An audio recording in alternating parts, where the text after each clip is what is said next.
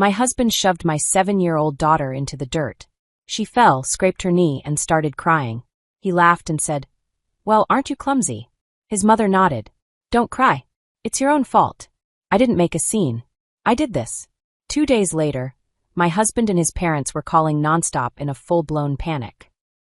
I'm Holly, 34, accountant at a law firm. My life: budgets, spreadsheets, deadlines. Structured, color-coded, balanced to the penny. I'm the kind of person who writes by toothpaste in my planner, right under email Cheryl back, and don't forget to be nice to yourself. Spoiler: that last one rarely gets checked off. I have a daughter, Amelia. She's 7. She's this little beam of sunlight in sneakers. Curious, gentle, endlessly imaginative. She knows every dinosaur with a name ending in raptor or saurus. She tells wild stories where she saves everyone. Sea turtles, Lego cops, strangers at the supermarket. She loves her dad. A lot. And that's probably the hardest part of this story. My husband is Andrew. I'm wife number 2. He came with 2 sons, Benjamin, 11, and William, 9. We met at a preschool event. He forgot to return the lion costume. I helped him out. Things went from there. Every weekend his boys came over. And every weekend I lost my husband. He turned into fun dad. Garage snacks, laser tag, secret bases in the shed, kart racing on Saturdays. Meanwhile, Amelia tried to squeeze herself into their world. She told jokes, offered toys, begged to be included. Mostly she got, "You're too little. You don't get it. It's not for you." I talked to Andrew. Calmly. Patiently. "Just bring her in a little," I said. "She watches you like you hung the moon." He'd nod. Smile. Then do absolutely nothing. If he talked to the boys at all, it was something like, "Don't be mean to Amelia, but if she inserts herself, you don't have to play with her." One time I snapped. Ben called her a crybaby and I stepped in. Andrew heard, walked over, and said coldly, "Don't interfere with my kids." Boundaries. They only exist when it's about me, apparently. He jumps at any text from his ex, Jenna. Pickups, drop-offs, missed recitals, last-minute family BBQs. They're friends. They have mature co-parenting. Next to that, I look like the petty one. Cute. His parents? Oh, the full suburban set. Flag on the porch. Framed photos of the boys everywhere. And that subtle but not so subtle belief that Amelia isn't quite real family. Especially since she's not from Jenna. The boys are pride and joy. Amelia is extra. I ignored it for a long time. Well noticed, obviously. But tried to smooth it over. Told myself it's just a phase. That love takes effort, and family is work. That they're just kids. He's their dad. She's his mom. That was before that weekend. We went to his parents' place. Another family gathering. Big house. Trimmed lawn.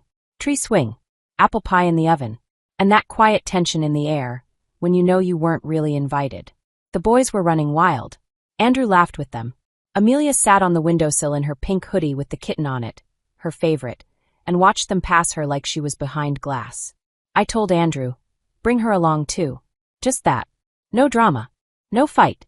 He gave me that look like I was being difficult again, but then waved and said, "Amelia, you coming?" She jumped down so fast she dropped her book. "Really? I can." Her eyes lit up. And damn it, I nearly choked. They went out back. His parents have this big backyard with overgrown bushes and old patio stones his dad keeps saying he'll fix. The boys grabbed their laser blasters. Andrew got them a whole set last Christmas. For bonding. Even his dad joined in. Amelia picked the smallest one. It blinked blue, then died. I stood at the window, pretending to dry my hands. No one noticed me watching. And I'm glad they didn't. Because I don't think I could have explained the look on my face. They split into teams. No one wanted Amelia. They stuck her with her dad like, "You brought her in, you deal with it." At first it looked like a game. Then it didn't. "You ruined it again." Ben shouted when Amelia darted past their hiding spot, apparently messing up the tactic. "What are you, blind?" his dad snapped. Will dramatically stepped out from cover and shouted, "I'm not playing if she's on my team." She slows everything down. Amelia just stood there, confused, like she couldn't quite figure out what she did wrong. I didn't mean to. I couldn't hear her, but I saw the words on her lips. Andrew's dad waved it off. "Don't whine. You want to play with the boys, tough it out." She kept trying. God, she tried so hard. She picked up a stick, ran, ducked behind a rock, stood up too slow. Those little sneakers with the torn tongue. I kept meaning to toss them. Her cheeks were flushed, her hair matted with sweat, and she kept looking at Andrew, searching for his eyes. Waiting for some kind of nod. A smile. Anything. All she got was a sharp wave of his hand. Move it. You're making us lose. And then he shoved her. He'll say later it wasn't on purpose. She got in the way. He was trying to save the team. But she didn't just stumble. She fell. Hard. Right into wet, uneven dirt, weeds and all. Her knees swelled instantly. And she cried. Not that whiny, performative cry. Real crying. Because it hurt. Andrew laughed. Wow. Way to be graceful. His dad snorted. You fall, you get up. Or go help Grandma in the kitchen. The boys cracked up. And his mom, oh, the picture of compassion, added, still eating her strawberries. Don't cry. It's your own fault for getting in the way. No one moved. No one comforted her. I don't know how long I stood there. Then I walked outside. Quiet. Calm. Picked her up off the ground. Her muddy little hands wrapped around my neck. Her face was streaked with tears and dirt. What are you doing? Andrew looked at me like I'd interrupted a military operation. She wanted to play. I told you this isn't for her. I didn't say a word. I just looked at him. And if looks could cut concrete, he'd have fallen straight into the crawl space, blaster and all. Inside, his mom clucked her tongue and said, See, sweetheart? You should have helped me in the kitchen instead of playing silly games. You're a girl. I carried Amelia to the bathroom. Sat with her on the edge of the tub. Washed her knee. Put on a Band-Aid. She didn't cry anymore. She just looked up and asked, Mom, was I really ruining it? I tried so hard. And that's the moment something in me cracked. Not from pain. From helplessness. Because I couldn't unwrite what had just been written into her memory. That tone. That look from her dad. Not love, not pride. Just irritation. I knew he'd come later. Say, you're overreacting. It was just a game. You always take things too personally. And maybe I do. Especially when it's about my kid. I didn't scream. Didn't throw dishes. Didn't stage a dramatic exit. I made a decision. 2 days later, he was calling. So was his mom. His dad. Non-stop. But by then, everything was already done. I used to think I had a high tolerance for discomfort. Some people crochet. Some bake artisan bread. Me. I've got a black belt in swallowing things whole, slapping on a smile, and making excuses. Especially when it comes to family. Especially when it came to Andrew. When we met, he seemed solid. The type who knows how to change a tire, fix a leaky faucet, opens doors without making a show of it, and keeps his word. He was polite, attentive, carried himself like he actually knew what he was doing. Divorced 2 boys but no drama. According to him, his ex was a good woman, just not a match. Sure, these days I'd ask whose match didn't line up with basic boundaries. We got married a year later. Not in a whirlwind. It felt like a thoughtful choice. He said he wanted a fresh start. I was the one who could help him turn that page. A year after that, Amelia was born. The brightest, gentlest baby you could imagine. She smiled in her sleep, giggled at shadows. And I thought, this is it. This is what a family feels like. And for a while it was. Almost. In the beginning, things were quiet. Andrew was fine. A decent dad, by the usual definition. Storybooks, shoulder rides, zoo trips. But only for his boys. Every Friday, Ben and Will would arrive. And every Friday, Amelia would fade into background noise. She was just a baby then, so I told myself it made sense. She won't remember. He's just missed his boys. I had a reason for everything. Another year. Then another. Eventually she started talking. Then singing, drawing. But weekends stayed the same. Boy club members only. Building sets, backyard picnics, yelling, running, laughter. And Amelia, quiet in the corner, drawing. And Andrew? Walked right past her. Not mean. Just absent. Once she handed him a picture she'd drawn. Her, Andrew, and the boys. He said, "That's nice, sweetie." And turned away. Ben needed batteries for his toy car. I told myself, he's tired. He just didn't notice. And I believed it. He never invited her to fix the fence. Never took her to the garage. Never taught her to ride a bike. Not because he refused, he just didn't even think to. That's not for you. It's Dad and the boys' stuff, Will said once, and Amelia lowered her eyes. Andrew didn't correct him. Or maybe he just didn't care to notice. Whenever she asked to tag along, it was always, "Later, sweetheart. The guys are busy right now." And later never came. I tried making her feel special. Picnics. Games. Just us adventures. But she still looked at him like he held the whole sky. With that tiny, hopeful, aching look. I tried talking to him. He always said the same thing. You don't want her to feel pressured to be with us, right? She needs her own space. Her own childhood. Space. She would have traded every toy she had just to ride along for pizza with them. And the worst part, she loved him. Not like a stepdad. He was dad. He called her his daughter sometimes. When he remembered. And she tried. God, she tried. She made him cards. Baked cookies with me for him. Asked what candy he liked so she could surprise him. She just wanted to belong. To be his. But he was always there, not with her. Never with her. Even on weekdays when the boys weren't around, he didn't really spend time with her. He'd scroll on his phone or tinker in the garage while she quietly drew at the kitchen table. Sometimes he'd say, "She's so quiet. Just like you," which was supposed to be sweet. To me it sounded like low maintenance. No effort required. And I kept smoothing it over. He's tired. He's adjusting. He's doing his best. His parents? Whole separate mess. At first I tried.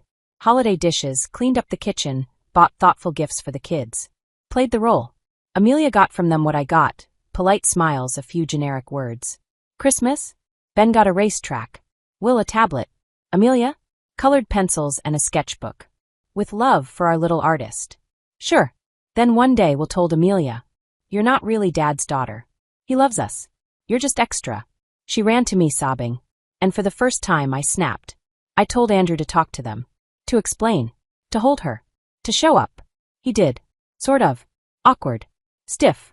Something like, "Don't say stuff like that. She's a nice girl. Nice girl. No weight. No warmth. Just air." Still, I told myself, well, at least he said something. At least he didn't ignore it. And then nothing. Back to normal. Back to weekends with the boys. I kept telling myself, kids get jealous. It's normal. The boys just wanted their dad to themselves. It wasn't malice. Right? Still, I didn't sleep that night. And then there was the ex-wife. Always there.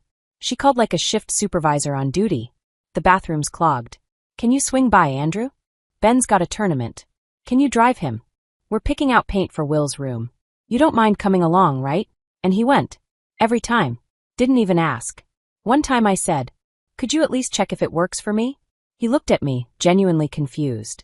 "Holly, they're my kids." I wanted to say, "What about Amelia? What about me?" But I didn't. Because he was a good dad. Responsible. Involved. Right? Just not to everyone. I reminded myself, you knew what you signed up for. He had kids. A past. An ex. It was part of the package. He's a good father. That matters. Better this than the alternative. Better than a monster. Better than someone who doesn't care. I kept telling myself that. You get it? Meanwhile, I was helping with his parents' garden shop. A quaint little family business that needed some real structure. Enter me. The woman with a brain and a background in numbers. I handled their bookkeeping. Set up the mailing list. Did their taxes. Built them a damn website. One time they wanted to expand, new location, more space. They came up short. Guess who poured in all her savings? Because we're family. Because if not you, then who? Because we're a team, remember? My old CRV? The one I drove for years before Amelia was born? Went to his parents. They need it more. So I started taking the bus to work. Because we're a family. Then I put us all, on one health insurance plan. Joint coverage. His parents included. Because it's easier this way. Because we're one family. Because, God help me, I still believed I was part of that equation. Until that weekend. The one where everything finally snapped into place. Where he shoved our daughter into the dirt. Where they all laughed. Where his mother said, she got in the way. And I finally understood. I'd been trying to protect something that never existed. I took Amelia home. Cleaned her hands and knees. Washed her jacket. She sat on the chair, staring at the floor. Didn't say a word. No complaints. No tears. And that's when I got scared. Not for her, for me. Because I'd almost gotten used to this. I sat down. Opened my notebook. Flipped to a blank page. Not revenge plan. Not how to burn it all down. I titled it, Exit Strategy. Because I wasn't a wife. I was a contribution. A nanny. A bookkeeper. A driver. A cleaner. A walking wallet. I was the convenient add-on to their well-oiled life. But never a part of it. And Amelia? She wasn't their granddaughter. Not really. Not their sibling.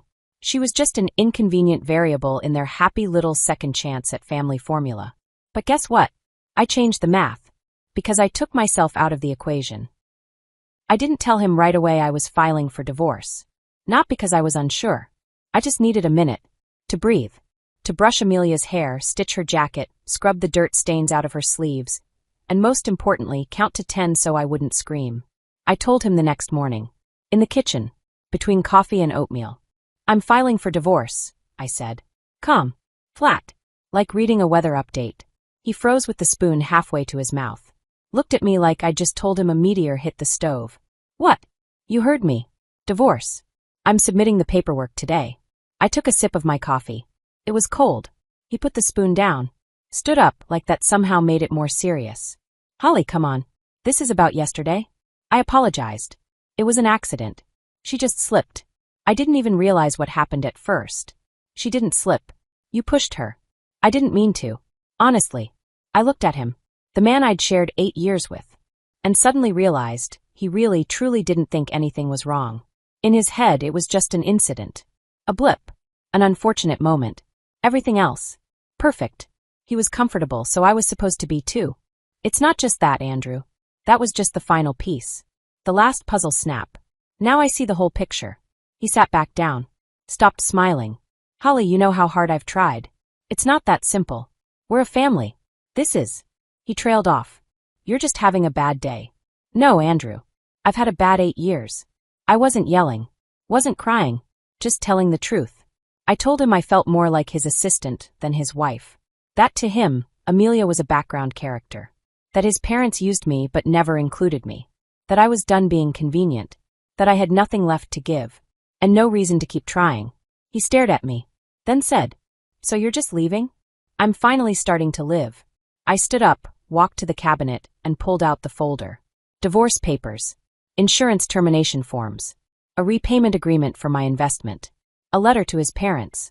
I'm pulling my investment. You'll have to handle the shop on your own. I'm removing myself from the bank accounts. I'm taking my car back. I'm ending the joint insurance plan. Everything I did for your family stops today. He went pale. You're serious? Dead serious. And then the real fun began. The calls started first sweet. Holly, sweetheart, maybe you're just overwhelmed. Let's sit down and talk. Don't do anything drastic, his mom purred. Then less sweet. Have you lost your mind? You're blowing up everything over one bad day. Then came the guilt. You're ungrateful. After everything we've done for you. We welcomed you into this family. And now you're just throwing it away. I requested repayment for the money I'd put into their shop. Not cash up front, just legal documentation. An official investment return agreement. That earned me a 7-minute voicemail from his mother. Which included, How could you? You're just too sensitive. And the cherry on top. A woman has to be flexible if she wants to keep a marriage. Flexible. Like a doormat. Or a yoga mat. Or anything else you wipe your shoes on. Then they showed up. Uninvited. Just stood at my door with a plate of cookies and fake smiles. His mother said, Don't do this, Holly. You'll regret it. I already regret it, I said. I just realized it too late. They didn't want to give the car back, of course. Turns out they'd quietly transferred the title to Andrew's father, without telling me. Convenient, right? I'm no lawyer, but even I know that's shady. Good thing I kept copies, registration, messages where they thanked me for the gift. My attorney said, More than enough. We're going to court. In the meantime, the house felt like walking on a live wire. Because divorce isn't instant. And Andrew refused to leave. I live here too. I'm not going anywhere. So he stayed. And his parents came by all the time, acting like nothing happened. Sitting in the kitchen, chatting, sighing dramatically. His mom would bring pumpkin pie and say, You're really going to ruin everything over one little scene? We accepted you. His dad would pat my shoulder. You're strong. Patient. Don't throw this away. Meanwhile, Andrew started playing Dad of the Year. Cooking Amelia breakfast. Reading to her. Taking her on bike rides. Acting like nothing ever happened. And she melted. Of course she did. Mom, maybe we shouldn't get divorced after all, she said one night. Dad's really nice. I stroked her hair and said, Dad can be kind. But sometimes kind people still do things that hurt us. And if someone keeps making you feel small, even when they're smiling, it means it's time to go. She didn't understand right away. I didn't expect her to. But the days went on. She started hearing things. Seeing things. The looks. The tension. The way her grandma whispered. Holly's always been ungrateful. Look how she treats you.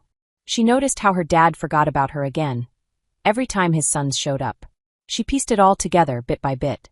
And one night she came up to me, quiet and serious, and said, "Mom, I don't want to live here anymore. It's quiet but not the good kind. It smells like anger. Can I live with you instead?" I almost cried. Instead I nodded, pulled her into a hug. "Always, sweetheart. Will I still get to see Dad?" "Of course. If you want to." That same night, I found us an apartment. Small. 2 bedrooms. Bright living room. 10 minutes from her school.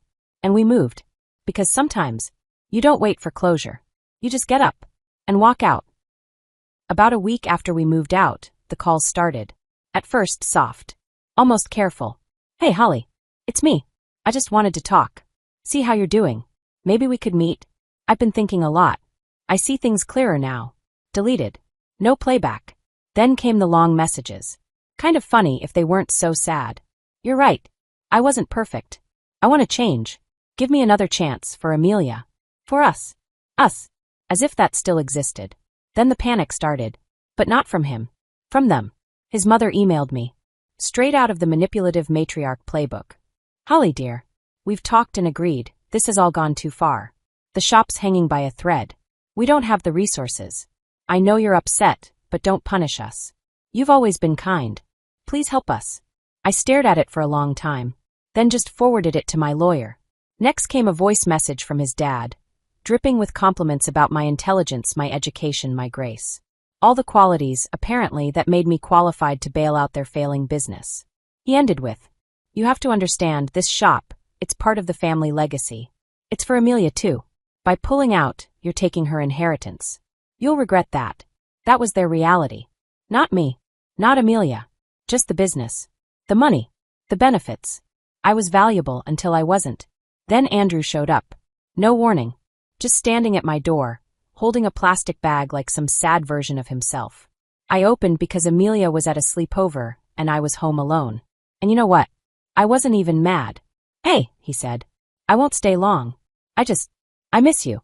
And I get it. I really do. I was selfish. But you weren't perfect either, Holly." How sweet. An apology garnished with blame. He talked for another 3 minutes. About Amelia. About us. About how miserable he was. Then came the real ask. "Let's not make this a whole production, okay?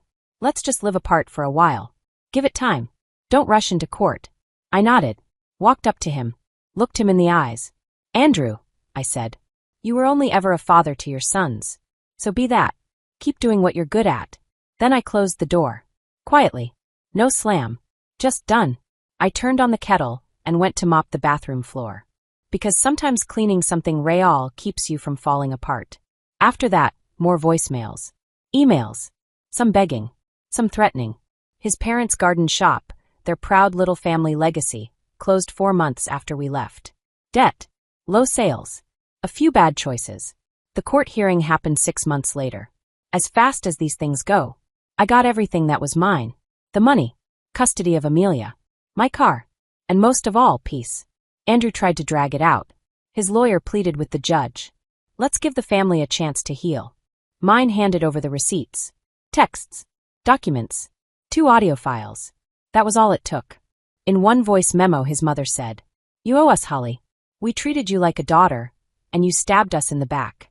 So ungrateful. I wish Andrew had never chosen you." In another, "A woman who leaves her husband and breaks up a family is not a good mother." And finally, "We'll make sure Amelia stays with Andrew. He needs her more than you." The recordings weren't for revenge. They were protection. One was a conversation with Andrew, one of his "let's talk it out" pop-ins. "You'll regret this, Holly," he said. Quiet voice. Ice underneath. "Without me, you're nothing. I could get you fired if I wanted to." Is that a threat? A warning? She's our daughter. You don't get to decide who she lives with. The second recording was a call between his mother and Amelia. I'd left my phone recording, accidentally. Or maybe not. "Tell Mommy you miss her, sweetie. Ask her to come back. You don't want to lose Daddy, do you?" That was enough. The judge raised an eyebrow. Andrew's lawyer deflated into his seat. And I just sat there calm. Not because I wasn't shaking, but because I didn't have to stay silent anymore. The ruling was brief, dry, and quietly beautiful. A few days later, Amelia and I went to the park. No plans. No pressure. No family agenda. She walked beside me, wearing her jacket with the patches we'd sewn together during movie nights. Hair blowing in the wind, cheeks pink, eyes clear. "Mom," she asked suddenly, "is it always going to be just us now?" I bent down, adjusted her hood. "It'll always be us, sweetie. Just us, and anyone who loves you the way you deserve." Then I smiled. "Besides just us? That's already pretty great, don't you think?" She nodded and took my hand. And in that moment, for the first time, I felt like I wasn't running anymore. Not escaping, just walking forward. With her. And that was enough. If you made it all the way to the end, thank you. Really. I'd love to know what you think. Did I do the right thing? Would you have done it differently? Drop your thoughts in the comments. I read every one. And if this story hit something real for you, consider subscribing. It helps more than you know. Thanks for being here. Take care of yourself and of the people who truly show up for you.